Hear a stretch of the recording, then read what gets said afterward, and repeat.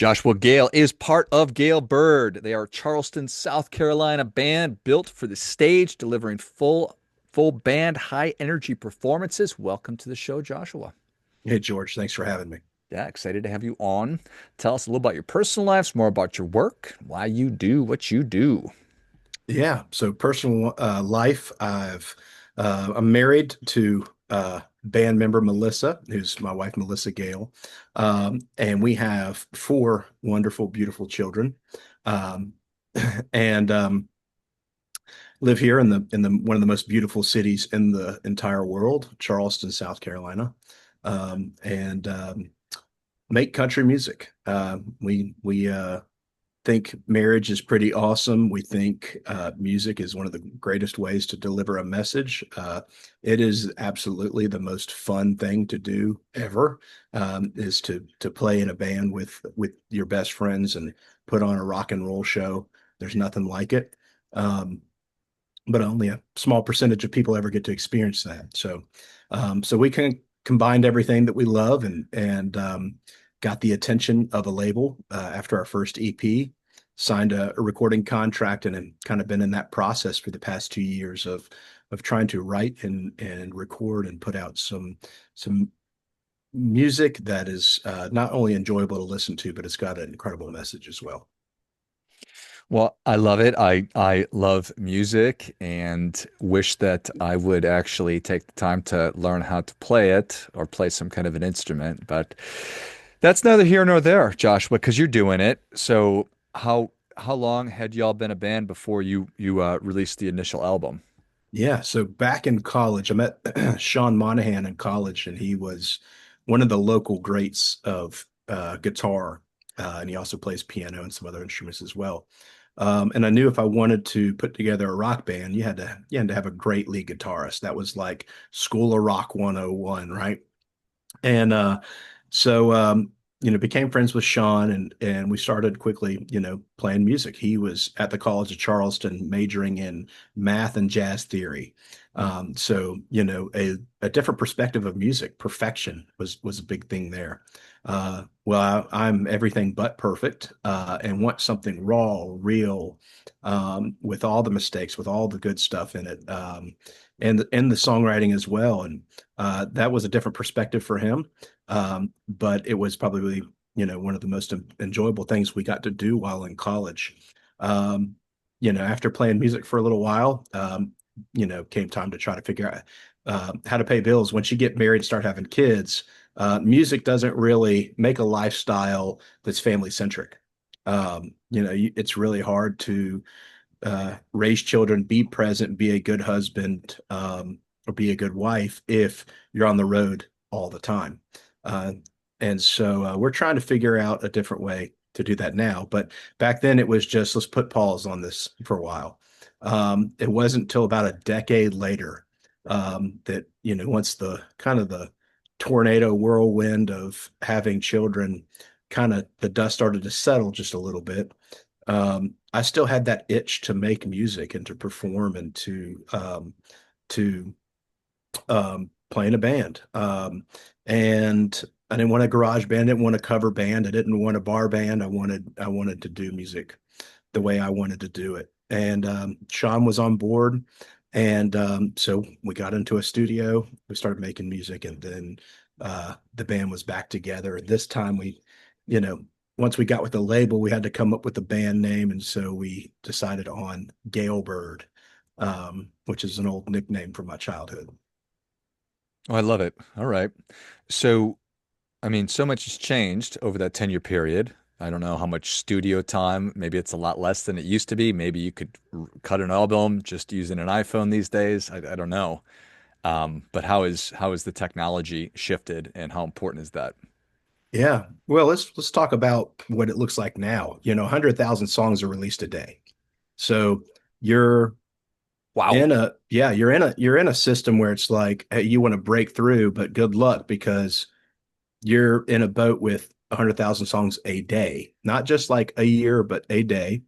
Um, and AI is now a part of that. So you'll start to see articles about Suno and other AI recording stuff. You mentioned earlier you don't know how to play an instrument.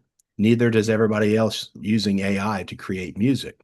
But it's going to be a good and bad kind of thing. It's going to be more crowded because of people using AI to create music, but you know what? That's their outlet. I've got a friend who's got he's a military veteran. He's got terrible PTSD. He's got injuries galore. He's got all these things. He loves using AI to make music to express how the heck he feels on his darkest days. But also maybe trying to give some hope for some other guys that are feeling the same thing. Good for him. Now when he tells me how many streams he's got and how much money he's making off that and that kind of stuff, it's like, all right, well, I'm putting in like 100 times the work. Um, but it doesn't discount the fact that his feelings are real. His lyrics are real to him. AI does not do a great job of writing lyrics, in my opinion. At least at the moment, it may get better. Um, and So what we will see is that eventually everyone's going to adopt some part of using AI for music. So right now you'll see folks that will write a decent song, they'll record it on their iPhone as like a scratch track or a kind of a pre-demo.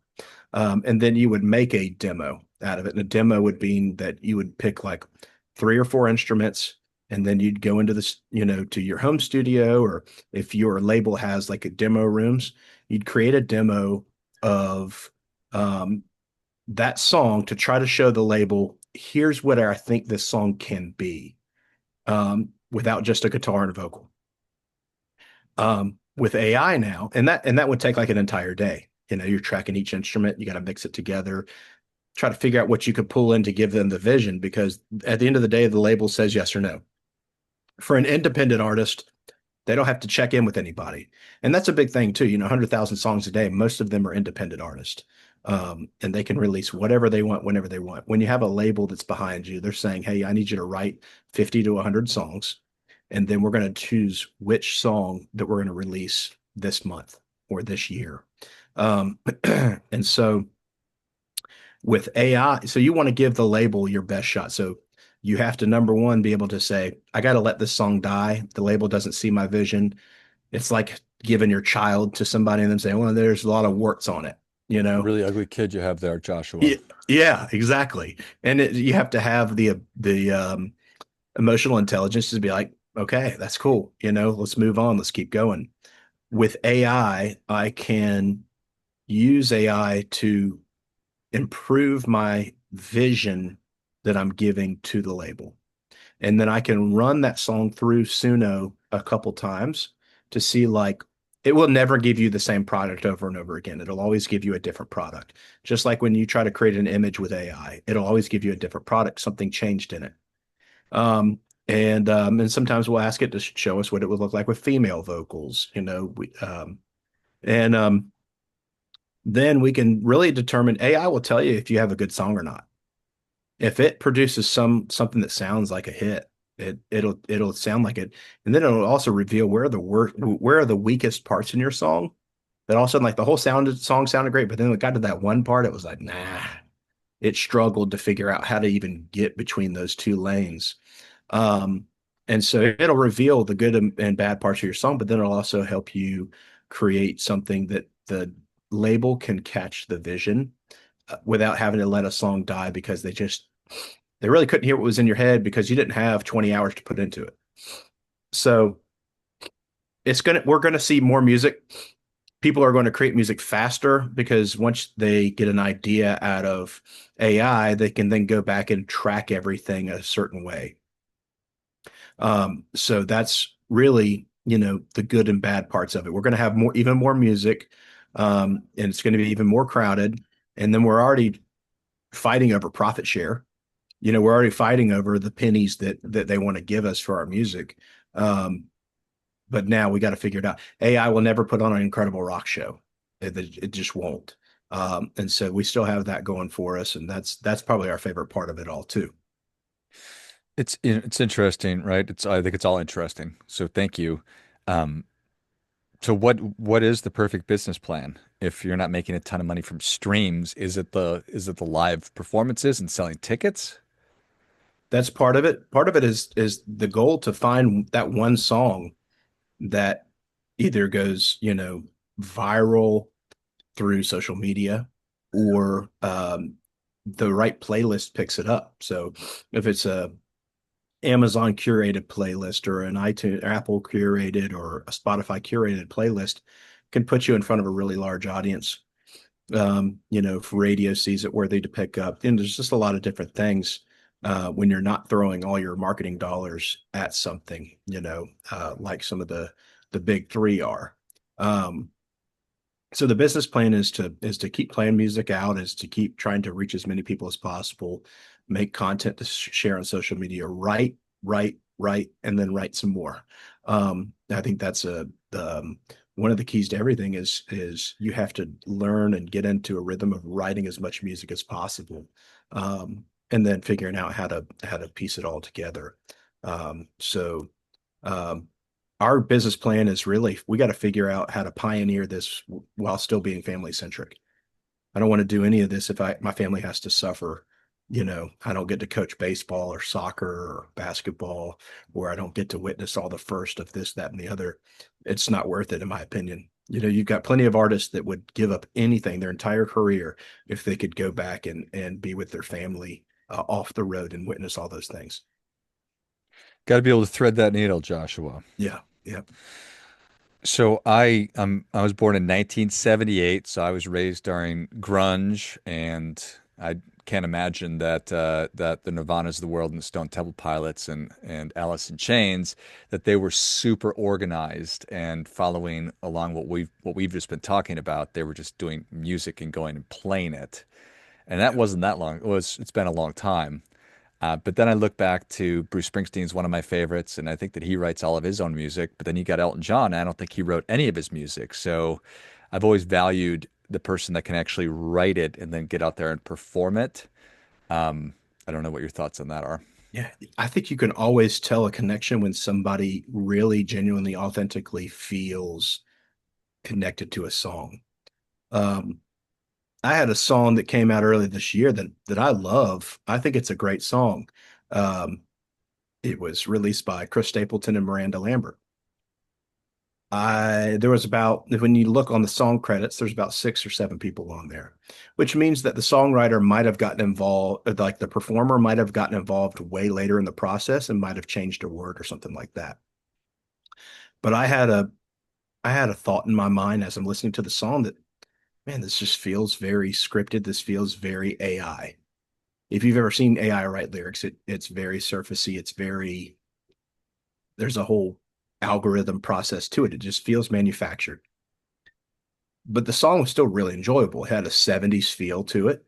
It was something newer for country. I mean, that was the first thing Chris did when he got into country music was Parachute. It was like, okay, hold on, who is this? Is this like rock meets country meets, all these things? And, he's still one of the greatest performers there ever was. But this didn't feel like that. Then they performed the song on this Country Music Awards, and it was hard to watch. It was awkward. There was no energy. There was no conviction. There was no from the gut. This is it. And it was awkward too. It's not his wife, and his wife was over there singing BGV, and she's incredible. Miranda acted like she had never sang the song in that key before. It was flat, it was pitchy, all that kind of stuff. It kind of ruined the song for me a little bit, because I want to know that they really felt that way writing the song. Whether or not they're writing it about the person they're singing it with doesn't matter. It was, did they really feel that way about writing it? And I didn't pick up on any of that. Um, you can tell. You can always tell. And you want to be able to tell. That's what makes us human, is that somebody has so much conviction about something, they put it into a song and put many, many, many hours into it, knowing that I'm not the only person that feels this way. I can't be the only person in a world of billions of people. Somebody has also felt like this, but I can't believe the lie that I'm the only person who's ever experienced this. And which is the lie we all tend to believe. God, nobody could understand what I'm going through. Nobody could have possibly get this, And so, yeah, I do appreciate when people write their songs. I do believe there comes a time when the person's in their music career where they're traveling too much to experience enough life to sit down and write. It takes a lot to write music. I think it's pretty hard to do it on a tour bus. It's pretty hard to do it with people that you get to smell their feet all the time walking around the tour bus and want to hang out even more in a writing room where you're extremely vulnerable. So many challenges to it. I mean, Yeah, it's like you're James Taylor and you've written some of the greatest songs, but are you sick and tired of singing the same effing song for, but probably not. And that's really to a degree, that's what it means to be a professional, is that you are delivering this with the same enthusiasm and love as you did the first time. Easier said than done. And then, yeah, yeah, I'm now successful and I'm touring and I'm up my eyeballs and everything. And now I need to write more music and find that same. So that's probably why it's really hard to be consistent and to keep writing. Like James Taylor, I don't know 100%, if he writes anymore. 100%. 100%. No, I've watched some interviews with him and um, interviews of his ex-wife and interviews of just a lot of different things. I mean, music can change people, really quickly. You got people cheering for you every night. Of course, like, it can really change a lot of who you are. Um, and I know he still appreciates his guitars and all that kind of stuff. And he's got a dedicated place for everything, a studio, all that kind of stuff. I know his son sings, has incredible voice. Um, but it's all trying to figure out what this looks like so that we're not prostituting the people with the gift. I think creative people, I know that's a big word to say that we're prostituting people, but I've always felt like creative people have always been prostituted for like what they can give. It's like, how good are you to like, what can you give me? Okay, I'm going to come pay you for that gift, so that I can enjoy it. But that's all you're valuable to me. I don't care if you're traveling 300 days a year and your life's falling apart. You give me what I want.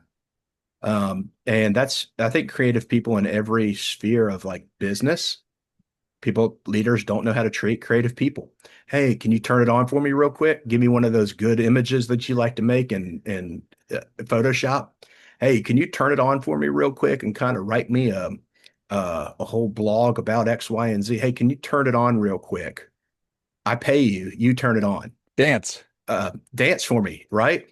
That's like business prostitution. And people don't know how to treat creative people, and we don't appreciate them enough, number one.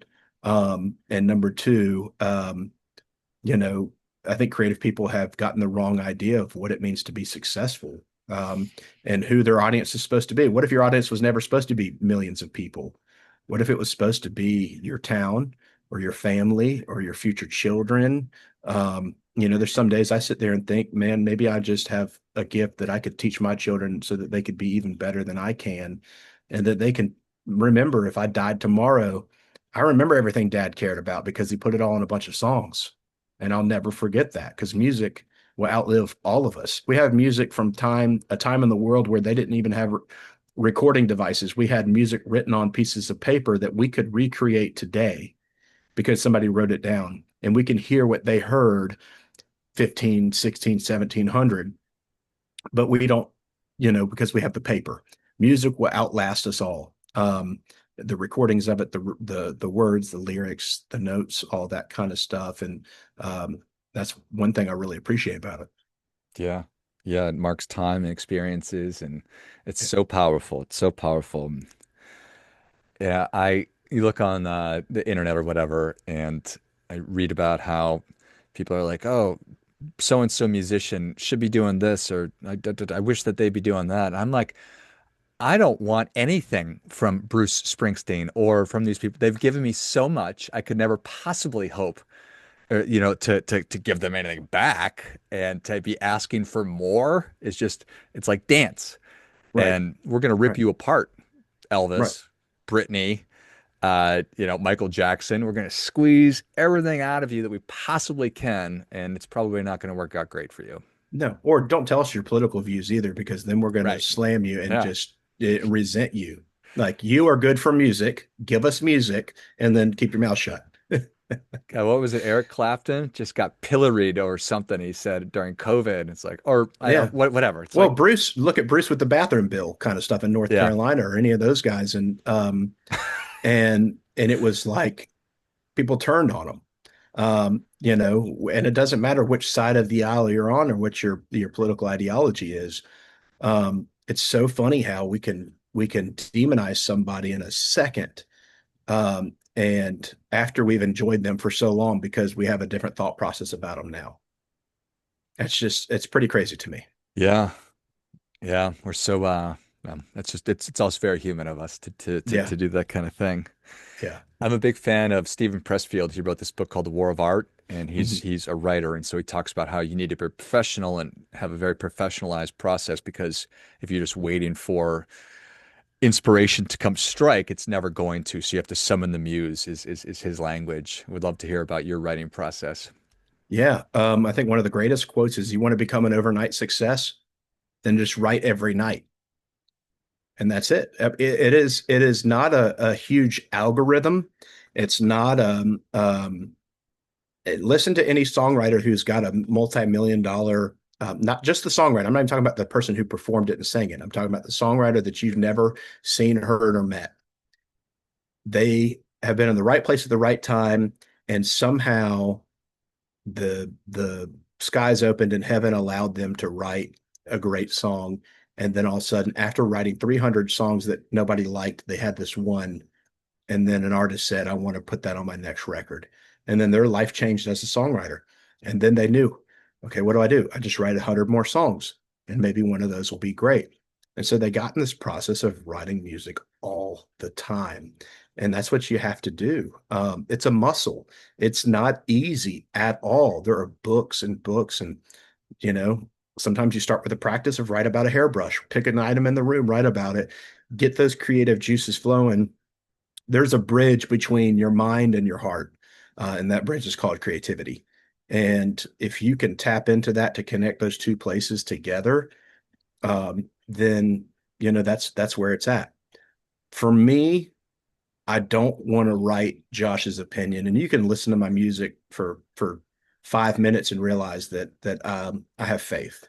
I'm a man of faith. I spent a lot of time trying to figure out what that looks like, what to devote my life to. I've had some spiritual experiences that nobody could ever take from me that were like, holy cow, like that's it. Um, and not just, it comes back to words on a page too. I'm at a place in my life where I don't want Josh's opinion anymore. Like my opinion might not sound like the best opinion 5 years from now. Could have been completely off. That could be the worst advice in the world. It just made me feel good saying it. You know, I don't want to write about my opinion so much as I want to write about what God thinks. Um, and I'm trying to tap into that. Like, what does God think about X, Y, and Z? What did he already say about this thing? For me, and the faith that I've chosen, which is a relationship with Jesus Christ, um, that has stood the test of time for over 2,000 years. And I think if it was a bunch of baloney, we would have already poked so many holes in it that it couldn't even still stand at all. Um, and I've had so many spiritual encounters myself that even if you tried to poke as many holes as you could never take away what I've experienced. I'm trying to figure out how I can tap into what heaven thinks about our situations going on here on planet Earth, um, and try to tap into some of that as I write music. Because what a shame, I met somebody when I was in New York this past week, um, and she's like, "Where are you?" She worked at the airport, and I asked her about the Metro card. The Metro card has gone away now. It's got like 1 week left.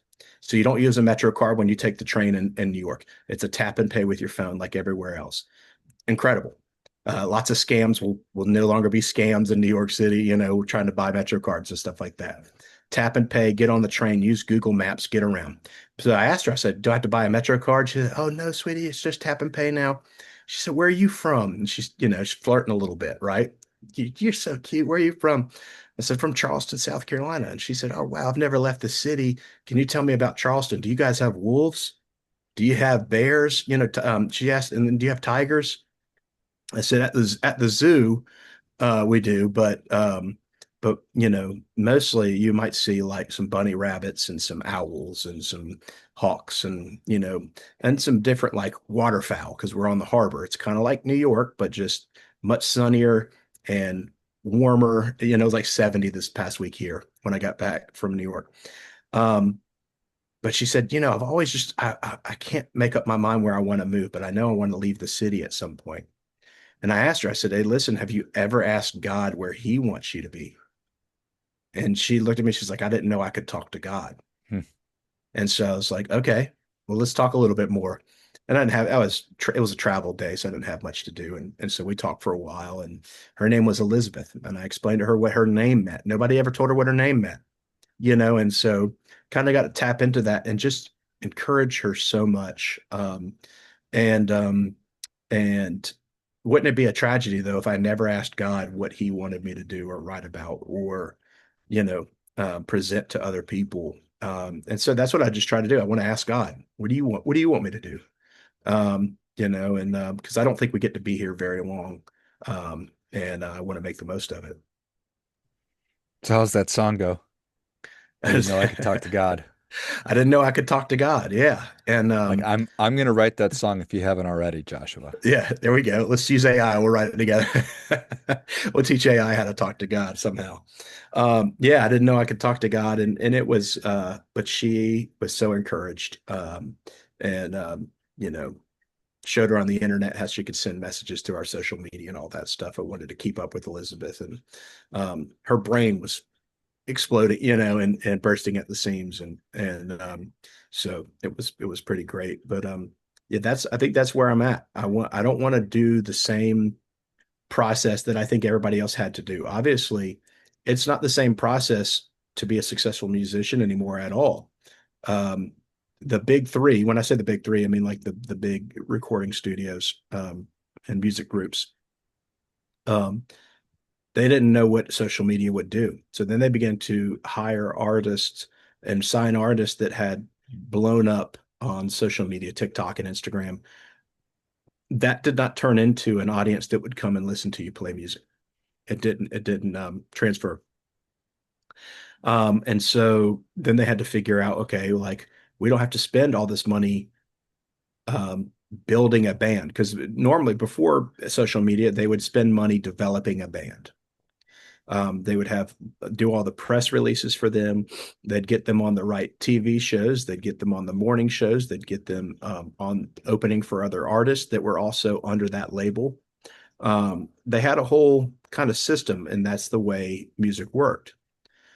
Nowadays, as an independent artist could blow up and stay independent, or they could blow up and then the music industry would say, okay, we'll give you this much because you're worth more. We got to pay you more.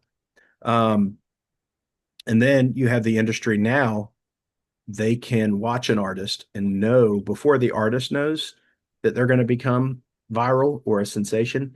The music industry can see it coming first with all the tools that they have, sign the artist before the artist knows that they're about to blow up. And so where it's more favorable for the music group than it is the artist. Um, I don't think it's going to always look like that either. I think it's something different. Um, my opinion is if God's got it for me, it's on him to figure out. I'm just going to work really hard and do what I, think is best. Well, I think that that's awesome. Do you think that that's a sign of maturity? Um, I think it's a sign of me one day having the understanding that I'm already known, I'm already seen, I'm already heard by my creator. I already won at the game of life. I married the most beautiful woman.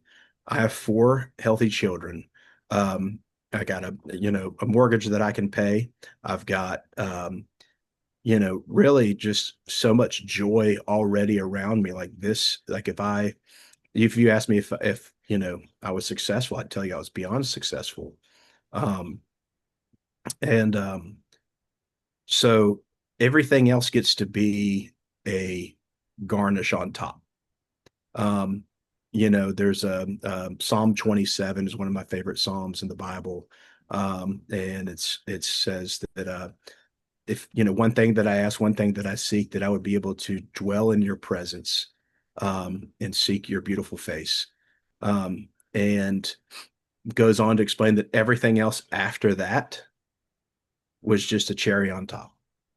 And so if music got to be successful, that's a cherry on top of what I've already been given, and every need that I have is already met. If anything else besides all that, if my marriage ends up being incredible and my wife treats me so wonderfully well, that's a cherry on top. If my kids are obedient and respectful and they grow up to be incredible adults, it's a cherry on top. If it's everything else gets to be a garnish when you eventually come to this place where um, for me, God is meeting every single need that I've ever had, wanted, desired, everything. Um, do I have to still fight off like the selfishness? 100%. Do I still feel like I've been disappointed or hurt or offended or whatever? 100%. But I think, like, I've shared with some friends, offense is never given, it's taken. So if I said something today that offended you, you don't have to take it. I didn't give it so that you'd be, offended, even if I did. And it's another thing that I teach my kids as well is, when somebody else says something, if it really upsets you and gets you really emotional, they control your emotions more than you do.